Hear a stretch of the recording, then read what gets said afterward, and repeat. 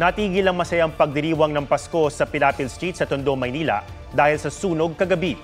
Nahirapan daw ang mga bomberong rumesponde dahil makipot ang daan. Aabot sa 30 pamilya ang nawalan ng tirahan. May napatalon sa bintana habang karga ang kanyang baby at may nadapa habang lumilikas. Patuloy na iniimbestigahan ang pinagmulan ng apoy. Sa Mangatarem, Pangasinan, nasawi naman ng 79 years old na babae matapos masunog ang kanyang bahay. Nakalabas pa raw ng bahay ang biktima pero binawian din ng buhay matapos magtamo ng matitinding lapnos. Posibleng dahilan ng sunog ang upos ng sigarilyo o posporo na gamit ng biktima.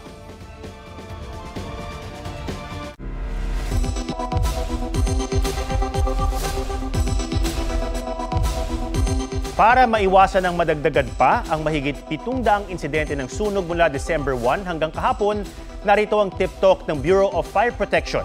Iwasan mag-overload sa mga electrical outlet o pagsasaksak na maraming gadget o appliance. Kung hindi ginagamit ang appliance, patayin at hugutin sa saksakan. Tiyakin ding nakasara ang tangke ng LPG kung di na gagamitin. Huwag ding basta iiwan ang niluluto. Ilayo rin sa mga bata ang mga bagay na maaring pagmula ng sunog. Kung naninigarilyo naman, patayin ng maayos ang upos at itapon sa tamang lugar. Huwag magpahuli sa mga balitang dapat niyong malaman. Mag-subscribe na sa GMA Integrated News sa YouTube.